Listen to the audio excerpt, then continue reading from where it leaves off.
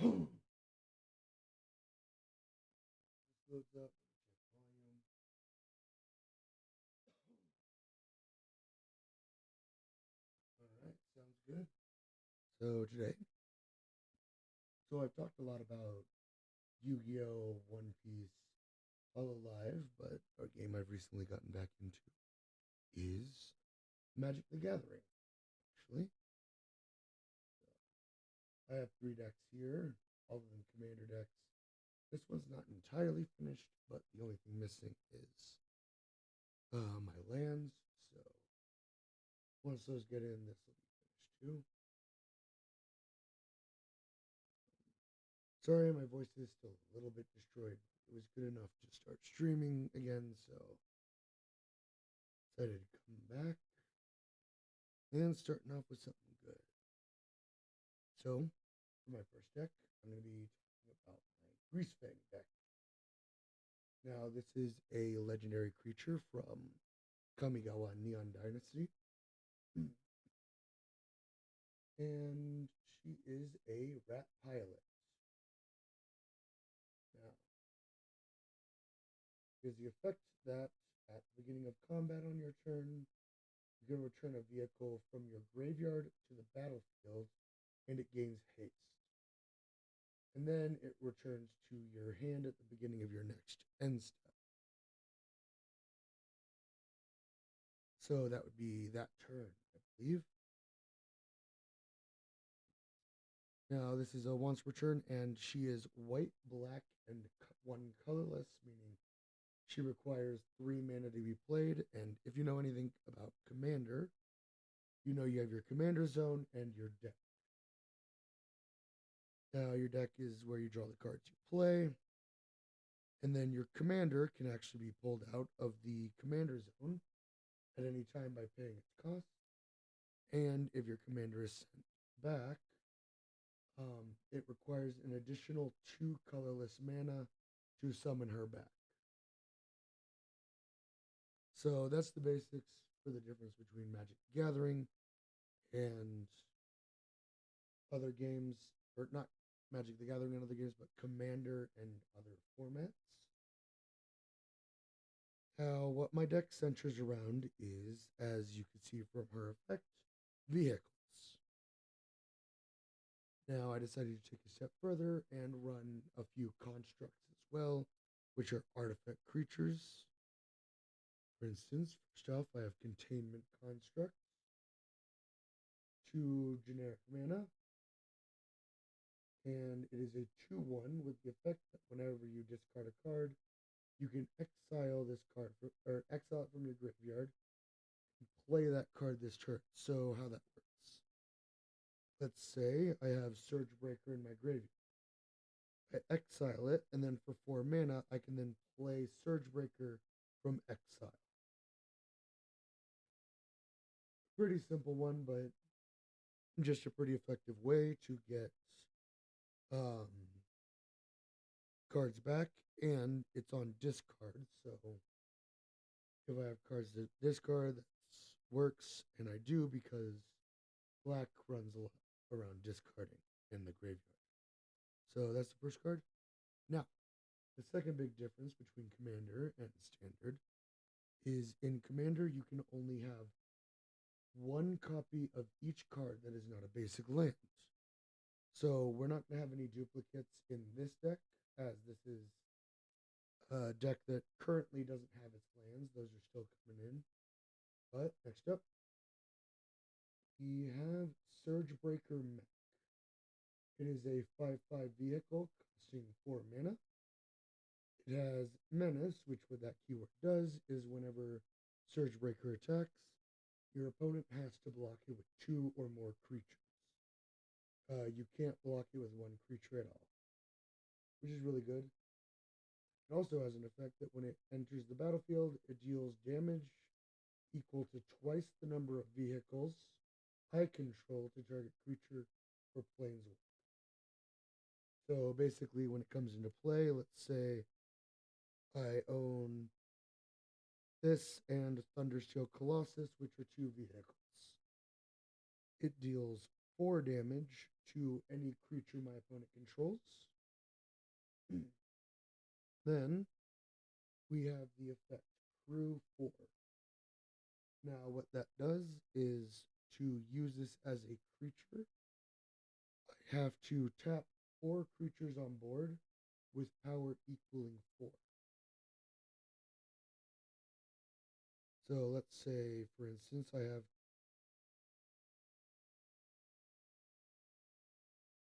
this containment construct and a creature with 3 power. I can tap those 2 and or to another creature with 2 power, because it's crew 4. Then Surge Breaker becomes or Surge Hacker, my bad.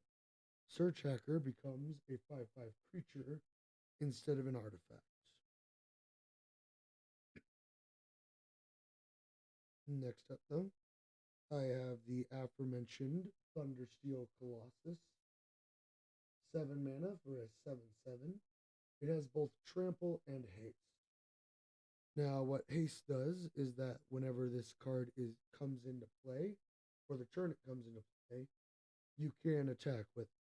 And what trample does is if my opponent blocks, let's say my opponent has containment construct. If he blocks my Thundersteel Colossus with containment construct, 6 damage, aka the difference, is dealt to his life.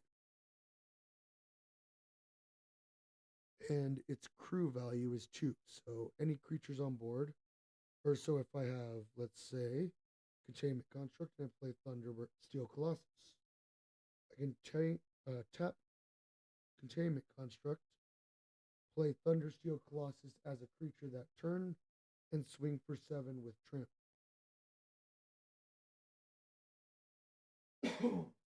Apologies if my voice is still a bit destroyed. That's definitely fun.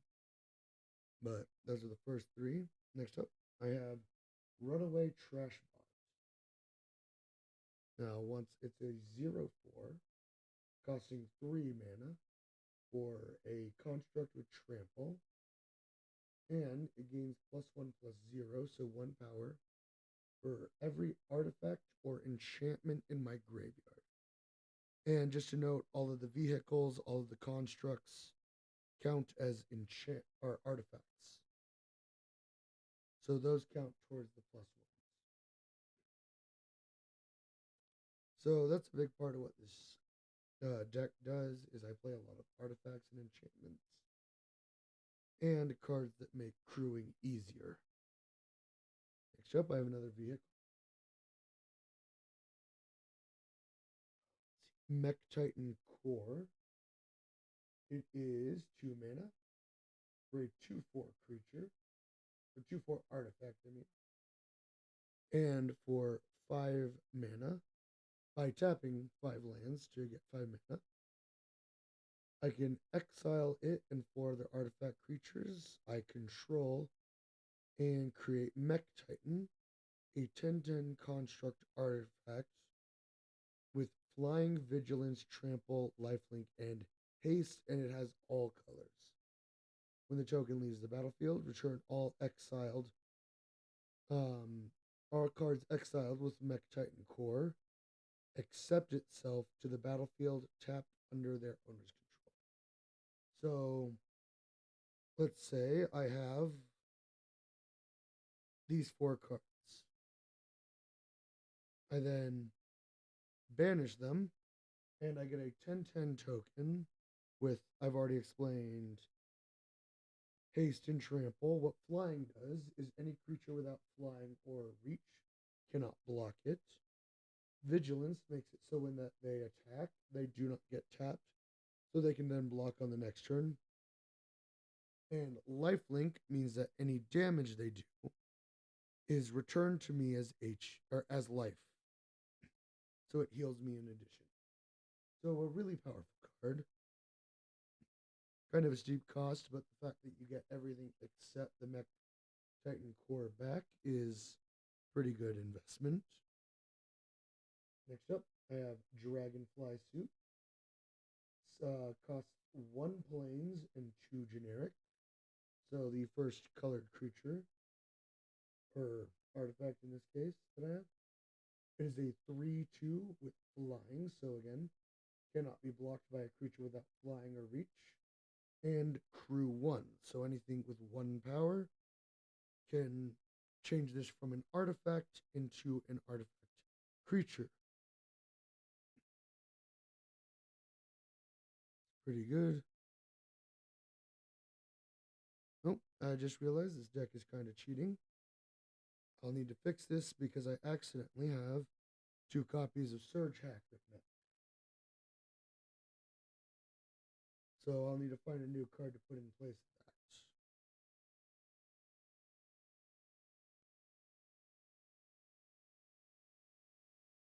Let me just organize these a bit better. Let's see, we have construct, vehicle, and vehicle. All right, next up, we have Patchwork Automaton. It is 2 colorless mana, 1/1 artifact creature construct. It has Ward 2, so if my opponent would try to target this with a card effect, they have to pay 2 additional mana or else it fizzles. And the spell won't work. After that, whenever I cast an artifact, it gains a +1/+1 counter. And fun bit of synergy, those +1/+1 counters then give it more power so that it can then crew my artifact vehicles. And since all of my these creatures are artifacts as well, it keeps getting +1/+1s relatively quickly. All right, next up, we have Brute Suit. It is a 3-cost generic. It is a vehicle with 4/3 vigilance, which means if I attack with it, it does not become tapped and therefore can block during my turn as well. And it has a crew value of 1. So anything with 1 or more power, which is a large number of cards, can crew it to make it into a creature. Next up, we have Repel the Vile. 1 plains and 3 colorless. This time we have an instant, which means it can be played during either my turn or my opponent's turn, as long as I have the mana. And it has a choose 1 effect. So either I can exile a creature with 4 or more power, or exile an enchantment. Now, these are artifacts, not enchantments. The next card that I have is an enchantment. So I can show you what that is. Now, artifacts and enchantments do share one thing in common, which is the fact that they do not leave the field after you play them. So they're not sorceries or instants where they stay on the field. The closest argument I have for that is like a continuous spell or trap in Yu-Gi-Oh! So, but next up we have an enchantment, the Spirit Realm. 1 white mana, 2 generic. And when it enters, you exile a artifact or creature until this card leaves. So again, it stays on board unless my opponent pops it. And until then, let's say my opponent has a Patchwork Automaton on board. When it enters, I exile that automaton until my opponent manages to get rid of Touch the Spirit Realm. It's pretty good. Then it also has a channel effect. 1 white mana, 1 white, 1 colorless. I can discard this card and target an artifact or creature.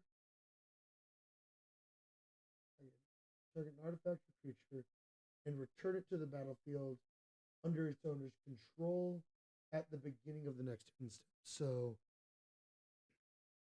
let's say it's my turn. I play the channel effect for 2 mana. And that means, and target, let's say, Thundersteel Colossus at my end of At the end of my turn, Thundersteel Colossus will return to my fields. At which point I would have to check artifact or creature. So it would summon it as an artifact, and then I have to recrew it.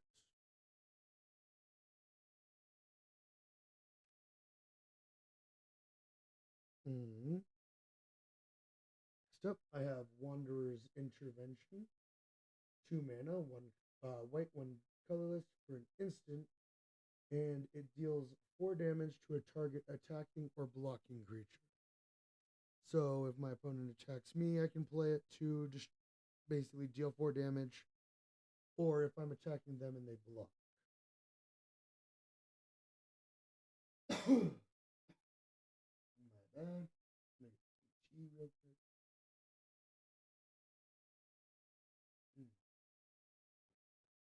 All right. That should buy me a few minutes. Maybe not.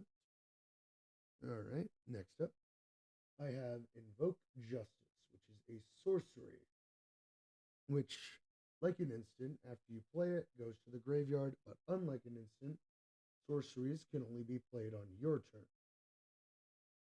So, the effect, it is 5 mana, 4 of which requiring white, and you return a target permanent card from your graveyard to the battlefield, then distribute 4 1/1 counters among any number of creatures or vehicles target player controls, which is most likely going to be you. So, for instance, let's say I have Mech Titan Core, or no, Brute Suit. I have Brute Suit as a creature. I have Patchwork Automaton. And then I return from my graveyard Thundersteel Colossus. Then I can put 2/2 and 2/2 on them. I can put 4/4 on Patchwork Automaton. So any variation of that you can do. And it returns any permanent. So Thundersteel Colossus would return to your field as an artifact. All right. Next up, I have Light the Way, which is 1 planes and allows you to put a 1/1 counter on target creature and untap it. Or you can return target permanent your opponent controls to the owner's hand. So, for instance, let's say I attacked with Thundersteel Colossus, but I want to block with him next turn and he doesn't have Vigilance. Do this, he's now an 8/8 and untapped. Or, let's say my opponent controls Touch the Spirit Realm. I can return Touch the Spirit Realm to my opponent's hand in order to get it off the field, in which whatever card it banished returns. So a really good option card. Next up, we have Imperial Oath. 1 planes and 5 colorless, which is kind of expensive. But you get to create 3 2/2 white samurai creature tokens with vigilance, and you scry 3. So what scry 3 means is you look at the top 3 cards of your deck and choose any difference of whether they go to the top or bottom of the deck, and you can choose, like, let's say 2 to the top, 1 to the bottom. So that's what scry does. Now, a lot of these keywords I'm probably not going to go over multiple times.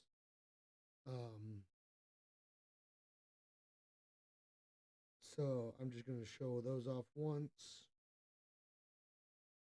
But yeah, and the main purpose for this is it creates 3 2/2s, which count as 2 power, with which are actually 6 power that I can crew my vehicles with. So definitely useful those. Unfortunately, with that, vigilance doesn't go off where they won't be tapped, but I do still get the crew value, so that's good. Next up, I have a staple, Soul Ring, 1 mana, and every turn you can tap it for 2 colorless mana. So basically, it's a one. That's why it's a staple. It's a 1 mana investment. And then from that, you get 2 mana every turn, but only for colorless. Okay, next up, I have Goshintai of Shared Purpose. It is 4 mana, 1 white specific. It has Vigilance. It is a 1/3 as well. And at the beginning of my end step, I can pay 1 mana and create a 1/1 colorless spirit creature token for each shrine I control. That's not as important, but it is good that it does give me another crew value. So again, my main focus is getting my vehicles consistently crewed so that they can continue doing what it is that they do. Next up, I have Born to Drive. 1 planes, 2 colorless.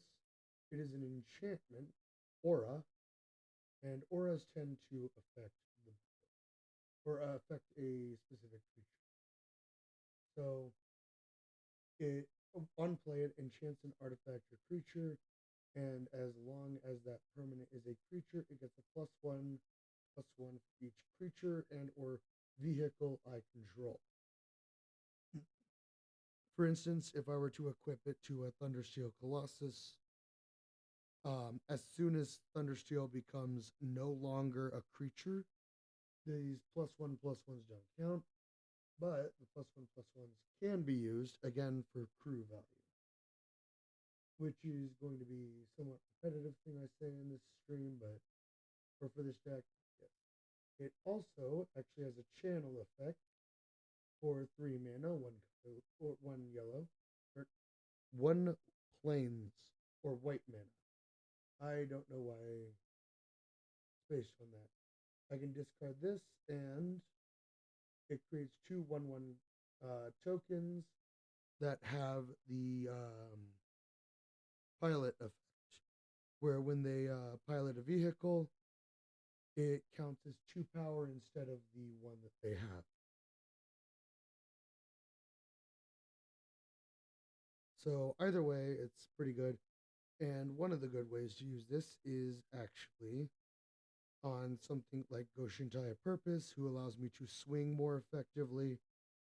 And then at the end of the turn, because of Vigilance, I can tap a mana to create another spirit for each shrine that crews my thing. So I have Goshintai as an attacker as well. Right, next up, we have Intercessor's Arrest. It is 3 mana, 1 white specific. Enchantment aura. You enchant a permanent. And it's funny, this one you want to enchant one of your opponent's cards. So it makes it so they can't attack, block crew vehicles, or activate effects unless it's one that specifically requires mana, like if it were to be used on Goshintai, I would still be able to get his effect to pay 1 to create a spirit. All right, next up, it looks like I have my sagas. So first up, we have Life of Toshiro Umezawa, which how a saga works is every turn it gets a saga counter, and or when it enters and at the after your draw you add a lore counter. I mean, not a saga counter, but they gain effects based on how many saga counters it has on there. This one is 2 mana, 1 black specific, and for the first 2 saga, a creature gets +2/+2 until the end of the turn. A creature gets -1/-1 until the end of the turn, and you can use that one on your opponents, or you gain 2 life. And so for the first 2 turns this card's in play, those 2 effects can be activated. On the third one, you exile the saga and then return it to the battlefield, transformed under your control. And how to transform is on the other side of the card. So flip them over, and now we have a Memory of Toshiro, an enchantment creature where you can pay 1 life to add 1 black mana, and this mana can only be used for instants or sorceries. So these cards. But another factor is he is 2/3, which means he counts as 2 crewing. Next up, we have Michiko's Reign of Truth. 2 mana again, 1 specific this time. And sort of the same thing where it has 2 lore in the first effect and the third lore is in the second, whereas in the third. So for the first 2 turns, a target creature gets +1/+1. For each artifact and or enchantment I control, which the sagas are an enchant. This pile is enchantments, and these 2 piles are all artifacts. So for each one of those in play, it gets a +1/+1. Luckily, it is just until the end of the turn, or else this would be broken. And then the third saga is, of course, transform it. So for this one, we have Portrait of Michiko, a enchantment creature, and she gains +1/+1 for each artifact or enchantment I control. So she can become pretty big. You can use those numbers for crewing or for attacking. My bad. All right, next up, we have Era of Enlightenment. 2 mana again, 1 white specific. This one has 3 different saga effects. For the first lore counter, you scry 2. For the second, you gain 2 life. And for the third lore counter, transform. That's going to be a theme to these. Hand of Enlightenment is an enchantment creature. Is a 2/2 with first strike. Now, how first strike works is, let's say this card was going up against Containment Construct. Now, if they were to attack normally, both creatures would be destroyed. However, since Hand of Enlightenment has first strike, it is only Containment Construct that gets destroyed because, well, the Hand of Enlightenment strike first.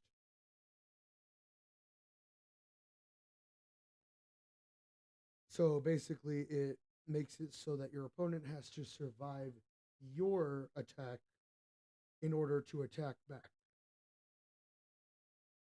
Next up, we have the Fall of Lord Kanda.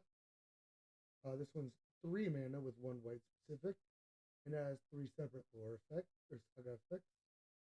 For 1 lore counter, you exile a creature your opponent controls with a mana value of 4 or greater. So cards like Thundersteel Colossus work, but Brute Suit does not. For the second lore counter, each player gains control of all permanents they own.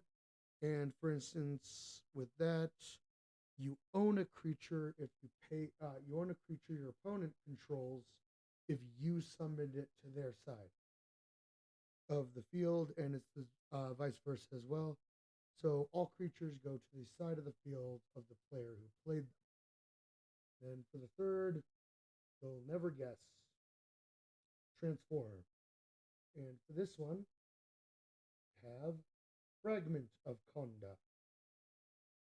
And an enchantment creature.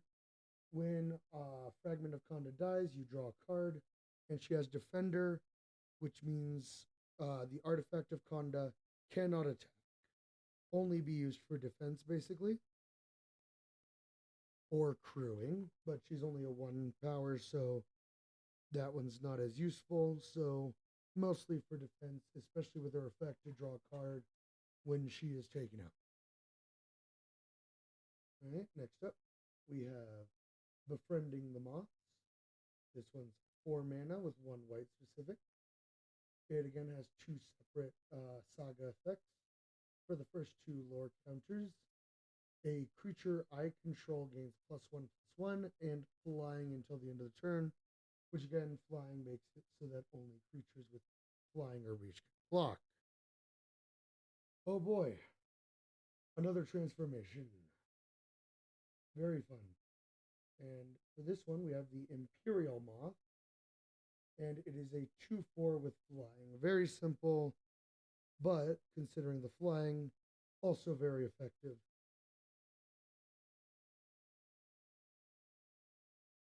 Now, most people do have cards with at least flying and or reach, just as a means to make it so that a player can't just spam out creatures with flying because, well, people don't like blue, so gotta do what you gotta do. Okay, next up, we have the Long Reach of Night, 4 mana again, one black specific this time, and two separate lore or saga effects. For the first two lore counters, each opponent sacrifices a creature unless they discard a card. So let's say, for instance, I have zero, your opponent has 0 cards in hand and has Containment Construct on field. I use this effect. They can't discard a card, so they have to sacrifice the Containment Construct. Very good effect. Either way, it takes card advantage from your opponents, and since it says each opponent, you're not affected by this because you may be your worst enemy, but you're not your opponent. As far as Magic is concerned. And then, of course, transform. This one we have Animus of Night's Reach. It is a 0/4 with menace, and whenever they attack, they gain X power, where X is the number of creature cards in the defending player's graveyard. So the longer the game goes on, the stronger this card gets. And since it has menace, however many creatures you have to block it with at least 2 creatures, and if it has a lot of power, it can end up killing 2 for 1. So that's where a lot of his, well, its value comes in. I don't know what. I don't think it has a gender. But next up, we have the last of my sagas, I believe. We have Okiha Rekner Raid. 1 mana, 1 black mana. For the first 2 lore counters, your opponents lose a life and you gain 1 life. Now, one thing to note about this, if you're playing against multiple people, like let's say it's a 6-player battle royale, you will only gain 1 life. It is not 1 life per life lost by your opponent. I think. I'll need to look that up, but I will make a post on whether that is true or not, unless someone wants to be smarter than me in chat. It's not hard to do. But for the third, transform. We have Nezmi Road Captain. And another enchantment creature. It is a 2/2 with menace. And as long as it's on the field, all of my vehicles gain menace. So, for instance, all of these are now menaces and have to be blocked by 2 creatures each. All right, now I believe we are out of the sagas. So that was going to be the most talk of this deck. Imagine having 3 effects per card. As a Yu-Gi-Oh player, I couldn't see it any other way. But now we're moving on to some creatures. First off, we have Imperial Subduer. This is a 1/2 with 1 planes. And whenever a samurai or warrior you control attacks alone, tap target creature you do not control. So let's say, for instance, my opponent controls Goshintai of Shared Purpose. Now I attack with Imperial Subduer alone. It taps Goshintai. So he can't block with the Goshintai. Next up, we have Mutokai Ambusher. This is a 1/3 black, and it is a 2/3 creature with ninjutsu and a lifelink. Now, what ninjutsu does is, let's say I have containment or patchwork automaton on fields. I can play, I can pay 2 mana, return patchwork automaton to the fields, and play Mutokai Ambusher for essentially half cost. And lifelink, any damage it deals is returned to my life total. Next up, we have Dokuchi Silence. It is 2 mana, 1 black specific, ninjutsu 2. And here it actually reads what it is. Return an unblocked attacker you control to hand and put this onto the battlefield, tapped and attacking. Oh, all right. So I did misremember. Let's say Patchwork Automaton attacks. If it's not blocked, I return this to hand and play it. And funnily enough, I think you can combo. If 4 mana untapped, I tap 4, and I wonder if, oh, well, it'll probably have to chain. So you would then attack with the lifelink, return the Mutokai Ambusher, and attack with the Dokuchi. So that can actually cause some pretty devastating combos if your opponent can't block. And you're relatively far into the game. Next up, we have Naomi, Pillar of Order. Now, she is multicolored, 3 colorless, and a 1 white and 1 black mana. And she is a 4/4 that whenever she enters the battlefield or attack, if I control an artifact and an enchantment, create a white samurai creature token with vigilance, which again, mostly going to be used because I control a lot of enchantments and artifacts, but mostly going to be used to consistently crew my vehicles as my if my creatures start being targeted and popped. Next up, we have Noruki Yamazaki the Poet, 3 mana, 1 being white.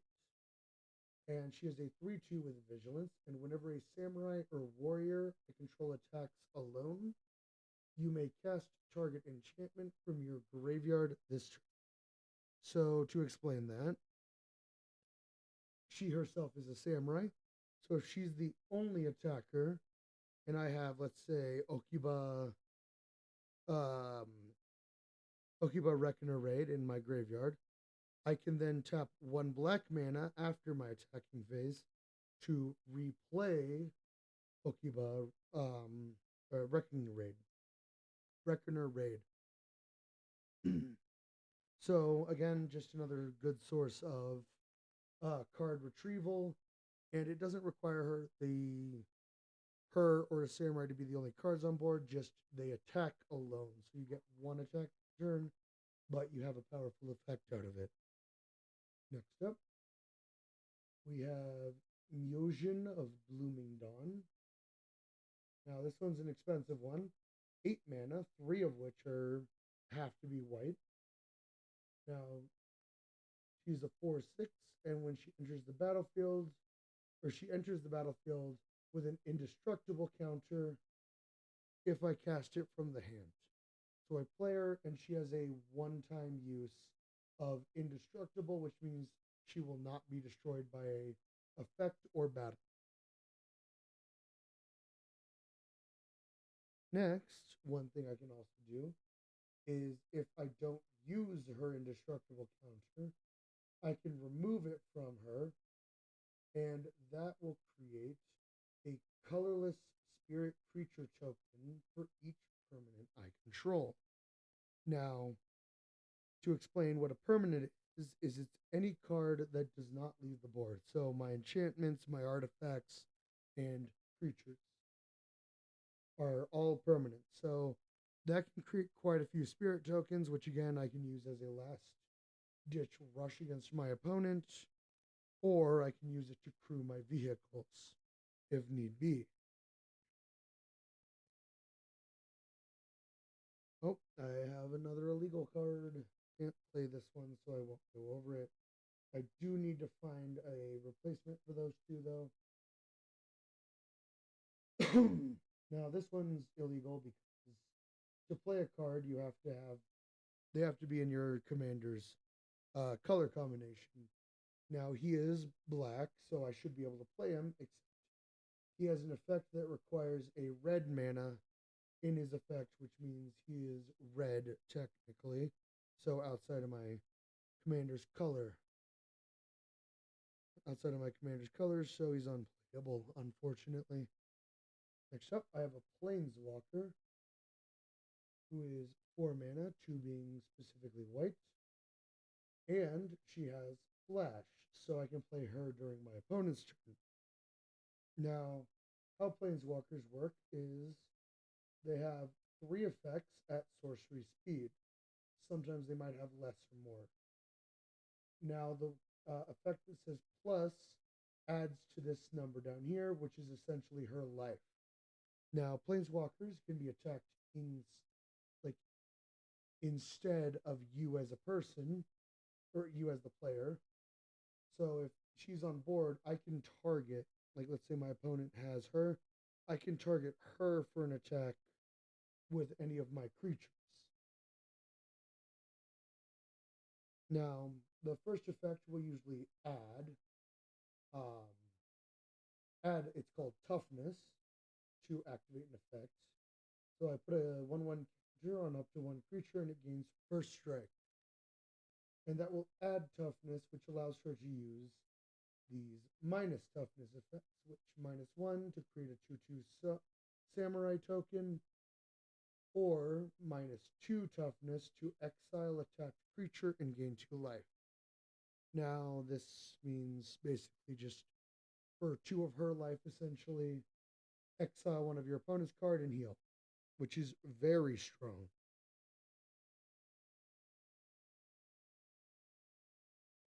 Next up, I have Nezumi Prowler.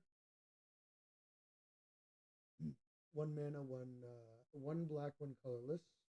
And again, has ninjutsu for 1 black, one colorless.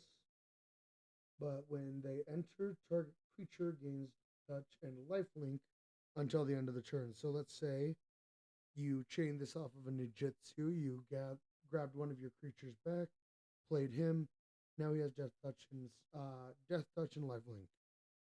If your opponent doesn't block him, I'm healing for 3. And if my opponent does block him, their creature, no matter how tough they are, is a guaranteed death, which is pretty good.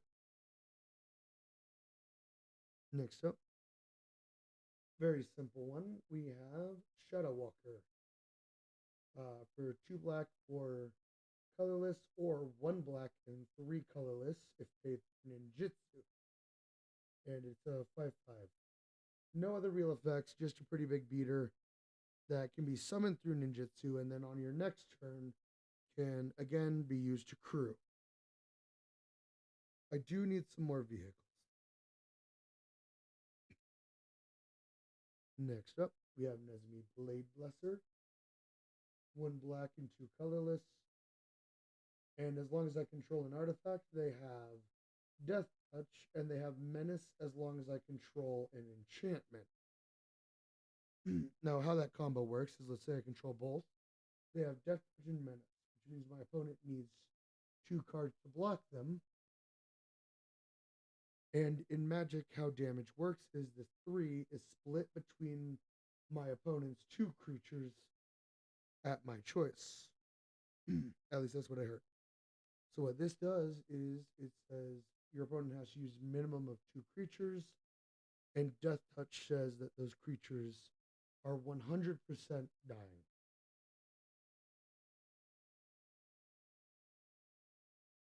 All right, next up, we have Inkrise Infiltrator for 2 mana, 1 being black.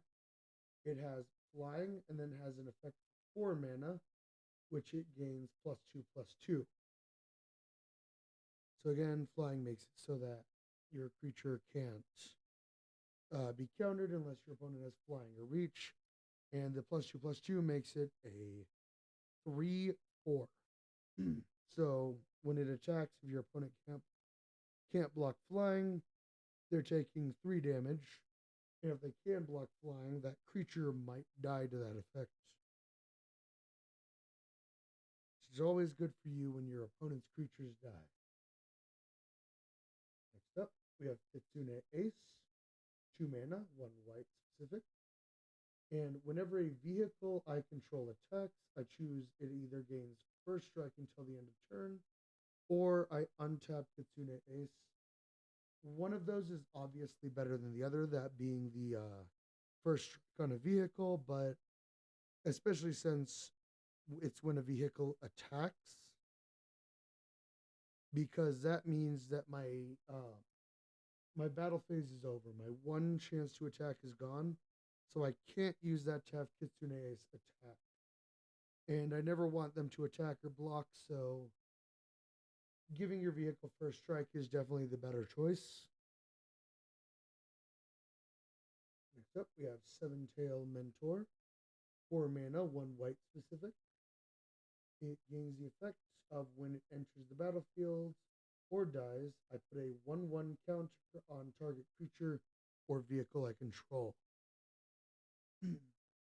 Which, when putting it on a creature, that increases its ability to crew. Putting it on a vehicle, that increases its ability to attack. Next up, we have Eiganjo Exemplar, 2 mana, 1 white specific. It is a 2/1 enchantment creature that whenever a samurai or warrior attacks alone, it gets +1/+1. So that ties in really well with Norika the Poet, where have the samurai attack, target a permanent in the graveyard that I can then play from the graveyard, and give them a +1/+1, so they're less likely to be killed. Next up, we have Sky Blessed Samurai. 7 mana, 1 which being white, and it costs 1 less for each enchantment I control. So every one of these on board, well, some of these are artifacts, but for every enchantment on board, it's cheaper. And that can go down to making, if I have 6 enchantments on board, it becomes 1 plains. Unfortunately, 7 does not get rid of the plains cost because it specifically, the number means it's specifically colorless. Get another drink of tea.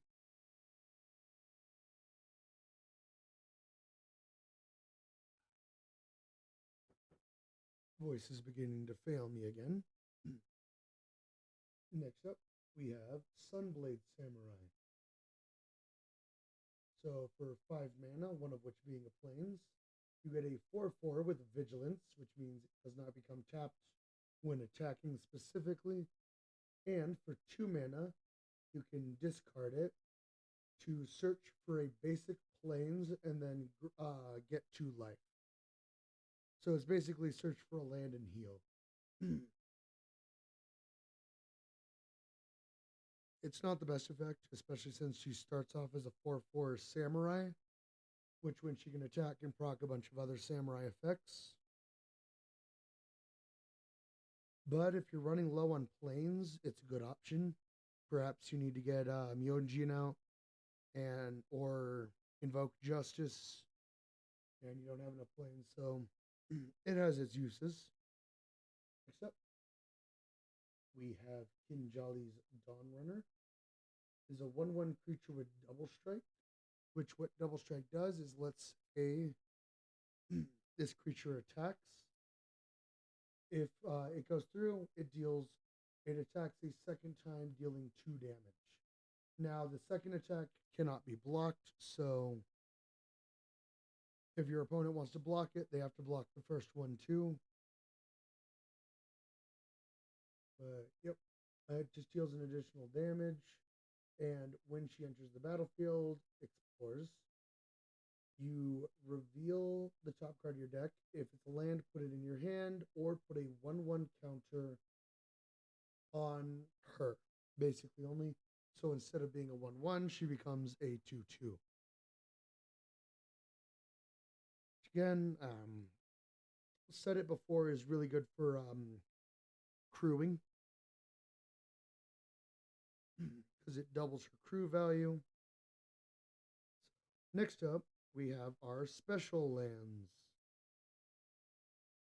And basically, mana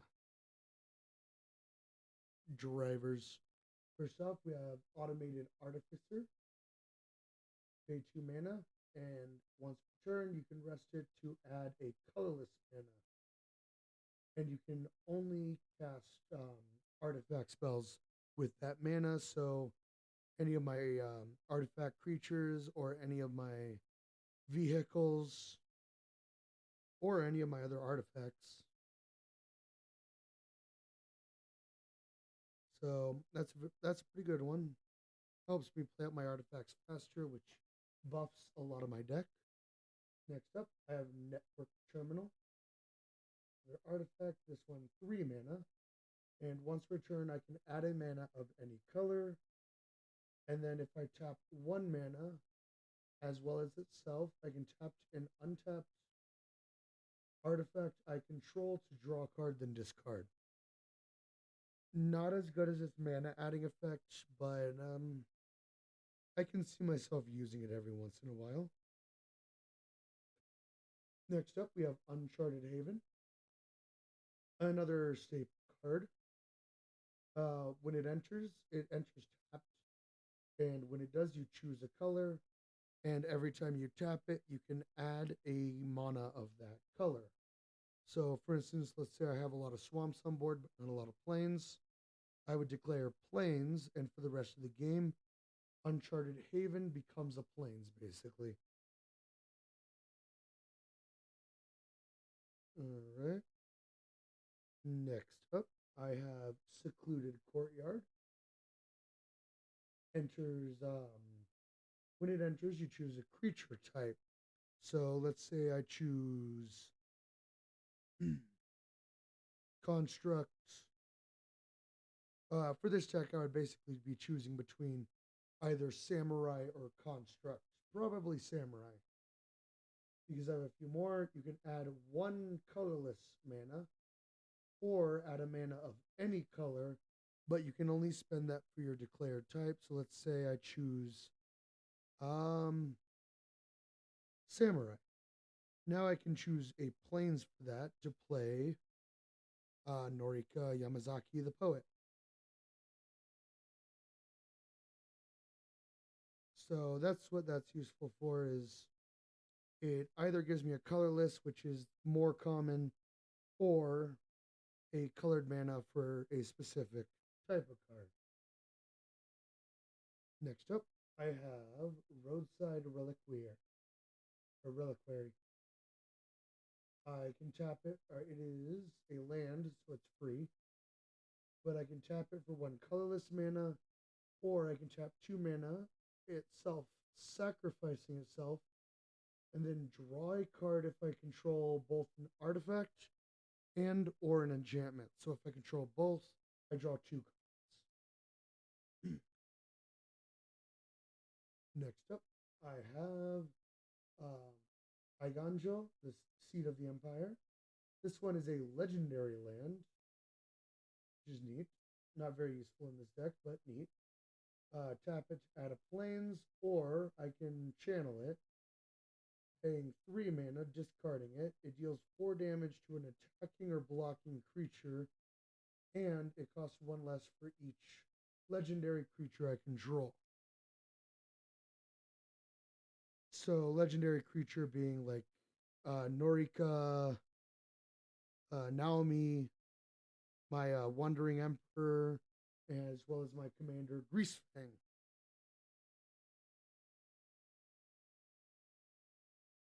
Next up, we have Scoured Barrens. It enters tapped. I gain a life when it enters, and it can add either a white or black mana. So both of my color, both of my colors. Next up, it looks like some more of my artifact creatures got mixed into my lands. So next up, I have Chain Flail Centipede, artifact creature, and this one is an equipment creature actually, which is neat. So whenever this creature or an equipped creature attacks, it gets +2/+0, and I can reconfigure it, which means I can either attach it or unattach it to a creature. So, for instance, let's say I had Thundersteel Colossus and Chain Flail Centipede. Pay 2 mana and equip Centipede onto my Thundersteel. I'd probably want to attach it to a creature though, just because it does not get value if it is not a creature, and my artifacts become not creatures. Next up, I have Circuit Mender, 3 mana, another artifact creature. And when they enter the battlefield, I gain 2 life, and when they leave the battlefield, I draw a card. Pretty straightforward. You can either attack with it or use it to block so it dies more consistently. Either way, just a pretty good generic card, especially for 3 mana. Next up, looks like we're back to the Land Searcher at least. Ecologist Terrarium, 2 mana. On entry, I search for a basic land, add it to hand, then shuffle.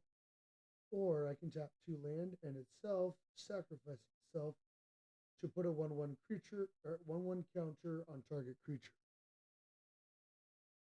So basically, how you would use that is just you play it, you get its land search, and then you would sacrifice it to buff one of your creatures.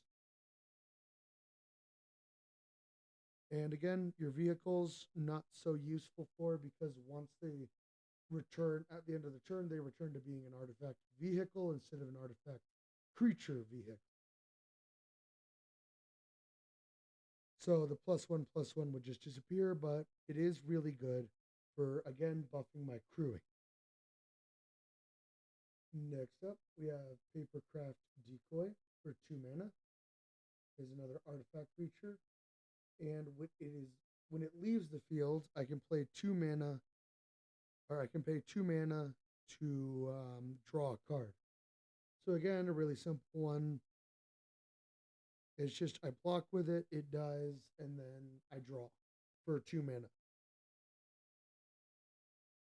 My bad. Another duplicate. I need to go through this deck again and fix these dupes. Got 2 dupes and 1 card that's illegal. Good thing I'm checking this before I actually try to play it. Next up, I have Dramatist's Puppet, 4 mana. It is a 2/4 artifact creature, and when it enters the battlefield, for each kind of counter on target permanent, you can put another counter on of that kind, or if not, remove one from it. So let's say my creatures have a bunch of +1/+1s. I can basically proliferate. But if they have a bad token on them, I can take that off. For instance, like a stun token or a -1/-1 counter. Next up, I have Searchlight Companion for 3 mana. I get a 1/1 with flying, and it creates a 1/1 colorless spirit token or spirit creature on entry. So again, a good crew support, or if I have my other spirits, a good final push. Yep, I have Raito Sentinel for 3 mana.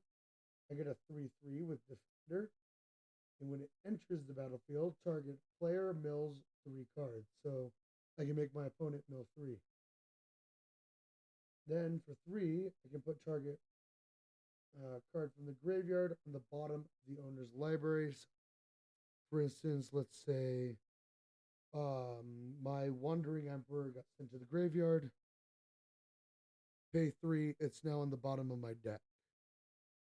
And if I shuffle, there's a chance I can draw it again, which is always good. You want your important cards in the deck or the hand or the field, not in the graveyard usually. Next up, I have Towashi Guidebot. For 4 mana, you get a 2/1 artifact creature. When it enters the battlefield, you put a 1/1 counter on target creature you control. So just any of them. But it also has another effect of resting or tapping 4 mana, and it's to draw a card, and it costs 1 less for each modified creature I control, which modified just means there's any kind of token in it, like a 1/1 counter, -1/-1 counter counts as modifying. There's also, you can put special effects, like if you put haste or trample on a creature, that's also a modification. Or if they're equipped with an artifact or enchantment is also a modification. So yeah, anything with one of those. Next up, I have Walking Skyscraper for a whopping 8 mana. I get an 8/8, but it also costs 1 less for each modified creature I control. Once again, it has trample, which means dealing more damage than your opponent's toughness, deals damage to your opponent directly, and it has hexproof as long as it's untapped, which is pretty good.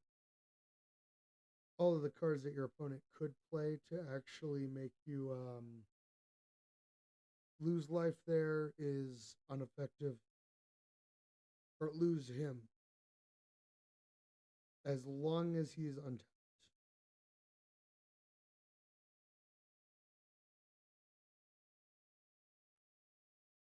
Next up, we have Ancestral Katana. 2 mana, 1 being white. Whenever it is an artifact equipment, whenever a samurai or warrior I control attacks alone, you can pick 1 to equip instead of the 3 down here. And the equipped creature gains +2/+1. So 1 toughness, 2 power. Which isn't bad. Next up, I have Iron Apprentice, another artifact creature. This one costing 1 mana. And it enters the battlefield with a 1/1 counter on it. And if it died, if it had counters on it, you put those counters on a target creature you control. So, for instance, if this dies, let's say Goshintai now gets +1/+1. Or if I put more 1/1s on it, they're not lost because all counters go onto him or onto the next person. Next up, I have Cloudsteel Kirin for 3 mana, 1 of which being white. It is an artifact creature with 3/2 and flying. Now, you can reconfigure it for 5 mana to equip to another card. And it gives an equipped creature flying, and you can't lose the game, and your opponent cannot win the game. So basically, when it's equipped, it becomes how do you say, Platinum Angel, which is neat. So how that effect works is if you would drop below 1 life, you instead stay at 1 life.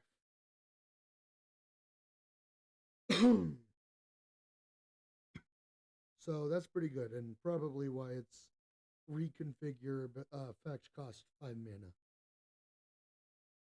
Next up, I have Virus Beetle. 2 mana.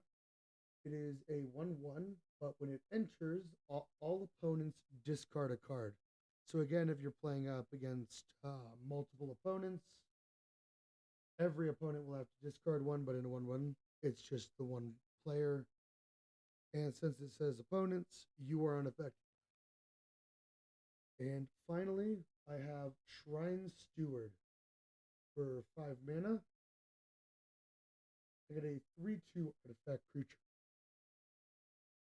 that allows me to search my library for an aura or shrine card and put it into hands.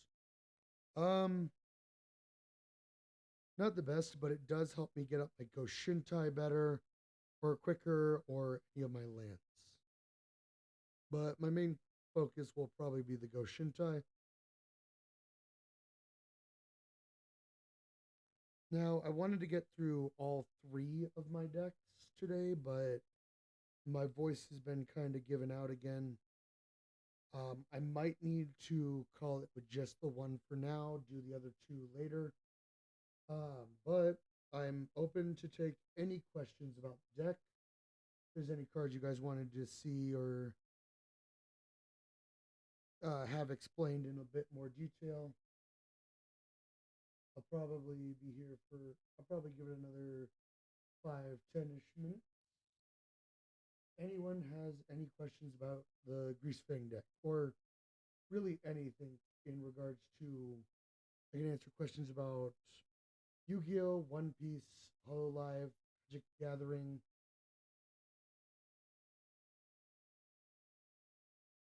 And I do plan on playing some more Yu-Gi-Oh soon on Master Duel. Maybe might try to do a hand cam versus stream against someone. I think that would definitely be pretty fun. Um, yeah, for right now, if anyone has any questions they wish to bring up,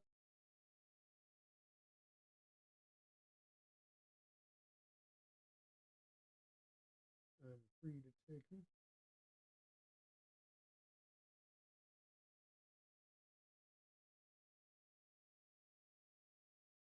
Now, to be fair, for this deck, so I keep talking. For this deck, I do have some cards I need to change out. For instance, I have these 4 right here.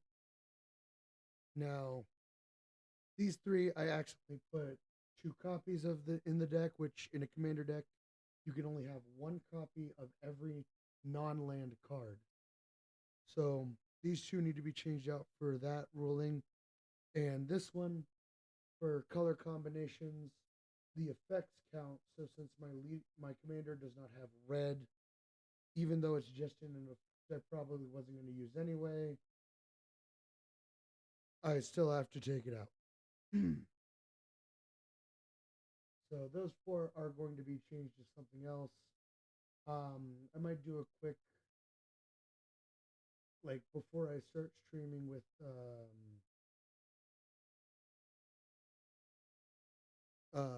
showing off the other 2 decks, which for the other 2 decks for now, this one is the 4th Doctor, which is one of the a precon, which basically just means for Magic a structure deck, and the other is actually a deck I want to keep secret until I show it off. It's not fully complete yet, but it will be a fun one, and it is my normal string of toxicity and just overall being a pretty terrible sport. One of my favorite pastimes.